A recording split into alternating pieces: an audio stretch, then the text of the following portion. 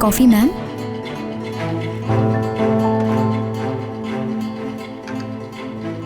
कहाँ है वो? जी कौन जावेदा मैम? वही मेट की औलाद रेयान। जावेदा मैम सुबह से वो आमिर साहब के साथ बाहर गई हुई है। क्या? मगर वो आमिर के साथ क्यों गई है? मुझे नहीं मालूम। अच्छा ठीक है, जाओ तुम अपना काम करो।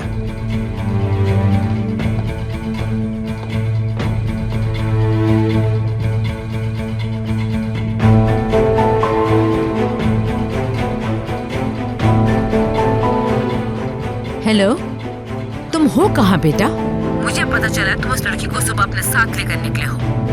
रेयान चली गई माँ, कहाँ चली गई? वापस अपने गांव, हमेशा हमेशा के लिए। जो चाहती थी दे दिया, वो लेकर चली गई। ओके मॉम, मैं ड्राइव कर रहा हूँ, बाद में बात करता हूँ आपसे। अच्छा ठीक है, मैं रखती हूँ कॉल। Take care.